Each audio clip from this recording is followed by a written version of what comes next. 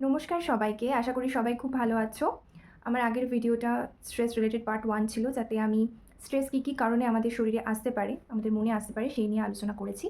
এই ভিডিওটায় আমি কিছু প্র্যাকটিক্যাল টিপস নিয়ে আলোচনা করব, যেটা আমি আমার নিজের লাইফে ইমপ্লিমেন্ট করেছি। তোমরা সবাই জানো, আমি পিসিওডি ভিডিওতে বলেছি যে করোনার টাইমে আমার অনেক স্ট্রেস হয়ে গিয়েছিল সেই টাইমটাতে। তো সেখান থেকে বের হওয়ার জন্য আমি কিছু প্র্যাকটিক্যাল টিপস নিজের লাইফে নিয়ে এসেছিলাম। প্রথমেই বলে দিই, আমি একেবারে অনেক বড় কিছু চেঞ্জ করিনি। ছোট, ছোট কিছু চেঞ্জ দিয়ে আমি শুরু করেছিলাম। অ্যান্ড সেই ছোট, ছোট চেঞ্জগুলোই ১ বছর পর গিয়ে এত বেশি বেনিফিট দেয় আমাকে যে আমি সেটা কখনো ভাবতেও পারিনি।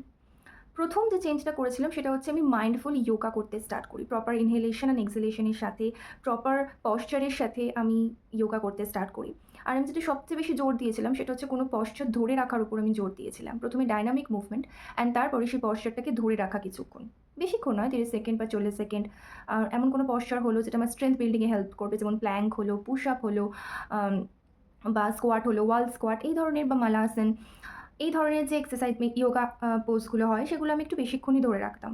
এখনও আর কি প্রায় ২ মিনিট এরকম ধরে রাখি। তো এতে করে কি হয়, যখন কোনো পশ্চার তুমি ধরে রাখছো বেশি সময়ের জন্য, তখন তোমার অ্যাটেনশন বাড়ে, কনসেন্ট্রেশন বাড়ে, আর তুমি বাস্তবে বাঁচতে শেখো। যখন তুমি কোনো টাফ পশ্চার ধরে রাখছো, লেটস সে প্ল্যাঙ্ক, তুমি ৩০ সেকেন্ডের বেশি ধরে রাখছো, একটা সেকেন্ড তখন তোমার মনে হবে একটা বছরের সমান। তো তুমি যখন সেই পশ্চারটা ধরে রাখছো, তখন তোমার মাথাতে আর কিছুই আসবে না। শুধু তোমার পুরো ফোকাস, তোমার পুরো অ্যাটেনশন সেই পশ্চারটা ধরে রাখাতেই যাবে। তো এই ব্যালেন্সিং পশ্চার বলো, বা এই ধরনের যে স্ট্রেংথ বিল্ডিং পশ্চারগুলো হয়, সেগুলো কি করে, আমাদের অ্যাটেনশন খুব বাড়ায়। আর আমাদের শরীরের স্ট্রেংথ বাড়িয়ে দেয়। তাহলে কি হয়, আমাদের শরীর সহজেই কোনো স্ট্রেস দ্বারা আক্রান্ত হতে পারে না। আমাদের টলারেন্স পাওয়ার অনেক বেড়ে যায়। দ্বিতীয় যেটা বলবো সেটা হচ্ছে, আমি প্রাণায়াম করা শুরু করেছিলাম। আবারও বলবো, পুরো কনসেন্ট্রেশন দিয়ে, পুরো অ্যাটেনশন দিয়ে আমি প্রাণায়াম করা স্টার্ট করেছিলাম। আমি এখনও যেটা করি, হয়তো কোনো, কোনো দিন সকালে আমার যোগা করার টাইম থাকে না। আমি সেদিন সকালে অ্যাটলিস্ট চেষ্টা করি ১০ মিনিট নাড়ি শোধন আর ১০ মিনিট মেডিটেশন করে তবে ওঠার। এই দুটো, প্রাণায়াম আর মেডিটেশন, তোমার জীবনে যে কত বড় চেঞ্জ নিয়ে আসতে পারে, সেটা তুমি যদি শুরু না করো বুঝবে না। আর এমন নয় যে এই চেঞ্জটা আসতে অনেক সময় লাগছে। তুমি ১৫ থেকে ২০ দিন করার পরই নিজের মধ্যে একটা আলাদা একটা কামনেস অনুভব করতে পারবে। তৃতীয় যে কথাটা বলবো, আমি আগের ভিডিওতে উল্লেখ করেছিলাম যে বাবা-মার প্রতি খারাপ ব্যবহার থেকে আমাদের একটা রিসেন্টমেন্ট তৈরি হয়। ঠিক আছে? অনুশোচনা তৈরি হয় আমাদের মধ্যে একটা, যে আমরা কেন তাদের সাথে ব্যবহার করছি। এক্ষেত্রে একটা কথা বলে রাখি, যে আমরা যে সময় থেকে বাজে ব্যবহার শুরু করি, টিনেজ ইয়ার থেকে, তখন আমাদের শরীরের অভ্যন্তরে কিছু হরমোনাল রিঅ্যাকশন চলতে থাকে, যেটা আমাদের প্রোপেল করে খারাপ ব্যবহার করার দিকে। কেউ যদি ছোটোবেলা থেকে সেভাবে ব্রট আপ হয়, একটা এমন এনভায়রনমেন্টে ধরো কেউ ব্রট আপ হলো, বেড়ে উঠলো, যার চারপাশে খুব শান্ত পরিবেশ, যার বাড়িতে কোনো কলহ হয় না, অশান্তি হয় না, ছোটোবেলা থেকেই তার উপর কিছু চাপিয়ে দেওয়া হয়নি, তাকে পরীক্ষায় ভালো রেজাল্ট আনার জন্য চাপ দেওয়া হয়নি, এরকম যদি কেউ থাকে, যার ছোটোবেলায় কোনো ট্রমাই আসেনি, তার কিন্তু এই ফেজটা আসবেই না। কিন্তু এমন ধরো কেউ আছে যার ছোটোবেলাটা একটু টাফ কেটেছে, তারা কিন্তু এই টিনেজ বয়সে সেগুলো বহিঃপ্রকাশ ঘটতে শুরু করে তাদের মধ্যে।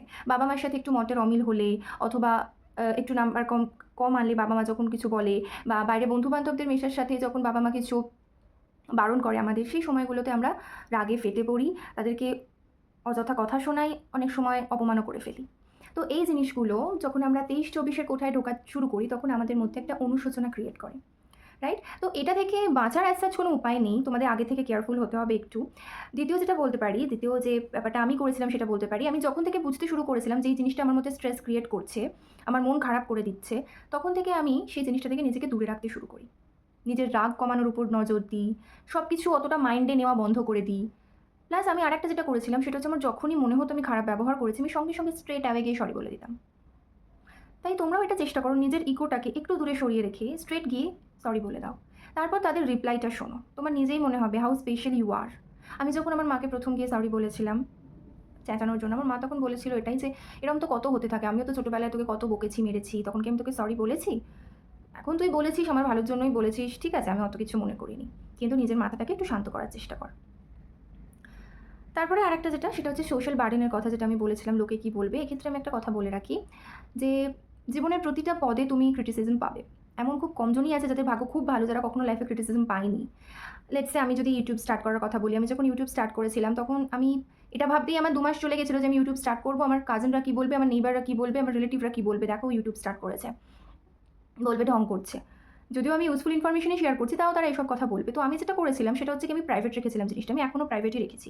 আমি কারোর সাথে, না আমার কোনো বন্ধু, না আমার কোনো রিলেটিভ, না কোনো নেইবার, আমি কারোর সাথে আমার ইউটিউবের লিঙ্ক বা ভিডিও লিঙ্ক শেয়ার করিনি। তারা জানেই না যে আমার ইউটিউব আছে বলে, আমার চ্যানেল আছে বলে, তারা জানেই না। তো এ থেকে আমি তোমাদের একটাই কথা বোঝাতে চাইছি যে নিজের লাইফকে পার্সোনাল রাখো। সবার সাথে সব কিছু শেয়ার করার কোনো প্রয়োজনই নেই। তুমি যদি কারোর সাথে কিছু শেয়ার না করছো, তাহলে দেখবে তোমার উপর বার্ডেন খুব কম আসছে, কারোর কাছে কিছু প্রুফ করার দরকার পড়ছে না। তুমি নিজের কাছে নিজে প্রুফ করো যে তুমি ভালো আছো, তুমি হ্যাপি আছো, তুমি সুস্থ আছো, তাহলেই হবে।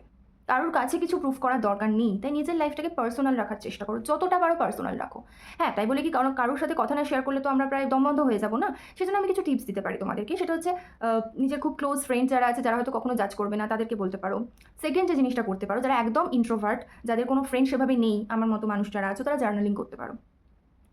ডায়েরিতে কী ভাবছো, কী হয়েছে তোমার সাথে সারাদিন, তুমি কী কী করেছো, কেউ তোমার সাথে খারাপ ব্যবহার করেছে, তুমি কারোর সাথে খারাপ ব্যবহার করেছো, ডেডলাইন ম্যাচ হয়নি, বা তুমি কোনো ভালো ঘটনার সম্মুখীন হয়েছো, কোনো খারাপ ঘটনার সম্মুখীন হয়েছো, রাস্তায় কোনো ঝগড়া অশান্তি চোখে পড়েছে, বা মায়ের সাথে কিছু খারাপ করেছো, বা ধরো কোনো ভালো জিনিস খেয়েছো বা চিট করেছো নিজের ডায়েটের সাথে, সমস্ত কিছু তুমি কিন্তু ডায়েরিতে লিখতে পারো। ডায়েরি আস্তে আস্তে, জার্নালটা আস্তে আস্তে তোমার বন্ধু হয়ে যাবে, যে তোমায় কোনো দিনও জাজ করবে না। উপরন্তু আস্তে আস্তে যখন টাইম যাবে, তুমি যখন পরের বছর গিয়ে সেই ডায়েরিটা খুলে পড়বে, তখন তোমার নিজের কাছে সেটা একটা এন্টারটেনমেন্ট হয়ে যাবে। তুমি অ্যাডিক্টেড হয়ে যাবে, নিজের ডায়েরি নিজে পড়াতেই তুমি অ্যাডিক্টেড হয়ে যাবে। তুমি বুঝতে পারবে তুমি 1 বছর আগে কী ছিলে, 1 বছর পরে কী হয়েছো। আরেকটা যেটা করতে পারো সেটা হচ্ছে তোমার ডেইলি যে প্রোগ্রেসগুলো, সেগুলো তুমি নোট ডাউন করতে পারো। এতে করে কি হবে, রেগুলার সকালবেলা উঠে তুমি মোটিভেট ফিল করবে নিজে থেকেই। ধরো তোমার কথার কথা বলছি, তুমি আজকে 10টা পুশ আপ করতে চাইছো। তুমি সকালবেলা উঠে রাত্রিবেলা এটাই ভাবতে ভাবতে এটাই ভাবতে ভাবতে ঘুমাও যে কাল সকালবেলা উঠে আমি 10টা পুশ আপ করছি। মেবি সেটা ওয়াল পুশ আপ হতে পারে, নি পুশ আপ হতে পারে, ফুল পুশ আপ হতে পারে, উইথ সাপোর্ট পুশ আপ হতে পারে, যা কিছু হতে পারে। বাট তুমি এটা ভাবতে ভাবতে যে সকালে উঠে আমি করছি, অ্যান্ড সকালে উঠে যখন ফাইনালি তুমি সেটা করবে, সেটা তুমি একটা কোনো জায়গায় নোট ডাউন করে রাখো যে তুমি আজকে 10টা পুশ আপ করেছো। এই জিনিসটা পরের দিন সকালে উঠে তোমায় আর একটা এক্সারসাইজ করতে অনুপ্রাণিত করবে। তো প্রোগ্রেসটাকে নোট ডাউন করতে থাকো। সেটা যদি এইটুকুর থেকে এইটুকুও প্রোগ্রেস হয়, তুমি ধরো রোজ 9000 স্টেপ হাঁটছো, তুমি যদি একদিন 9500টা স্টেপ হাঁটো, সেটাও নোট ডাউন করো। ছোটোর থেকে ছোট প্রোগ্রেসগুলোকে নোট ডাউন করা শুরু করো। দেখবে এগুলোই তোমায় মোটিভেট করবে। মোটিভেশন তোমার নিজের ভেতর থেকে আসে, বাইরে থেকে কিন্তু কেউ মোটিভেট করতে পারে না। তো নিজের ওপর কাজ করা শুরু করো, নিজেকে ভালোবাসতে শুরু করো, নিজের ওপর বার্ডেন নিও না। তোমাকে পারফেক্ট হতে হবে না, তুমি তোমার নিজের কাছে পারফেক্ট থাকো, দ্যাটস ইট। নিজের ওপর বেশি বার্ডেন নেওয়া মানেই কিন্তু স্ট্রেস ক্রিয়েট করা, সেটা যেভাবে হোক, ওয়ার্কআউট, কোনো ব্যাপারে অ্যাংজাইটি নেওয়া, ওভার থিঙ্কিং নেওয়া, সব কিছুই কিন্তু স্ট্রেস রিলেটেড হয়ে যায়। তাই জন্য বলছি, নিজেকে ভালোবাসতে শুরু করো। তুমি প্রতিদিন রাত্রিবেলা যখন শুতে যাবে, তখন ফোনের নোটপ্যাডে বা ডায়েরিতে বা কোনো খাতা এটা লিখতে শুরু করো, তুমি আজ সারাদিনে নিজেকে ভালোবেসে কী করেছো, তুমি আজ সারাদিনে নিজের প্রতি কী স্টেপ নিয়েছো, এক্সট্রা স্টেপ নিয়েছো, সব কিছু তুমি লিখতে শুরু করো। আস্তে আস্তে নিজের দিকে একটু হলেও, তুমি ধরো এখন নিজের দিকে কোনো মানে চোখ দেওয়ার সময়ই পাও না, রাইট? বাট কাল থেকে চেষ্টা করো অ্যাটলিস্ট 5 মিনিট নিজের জন্য রাখার।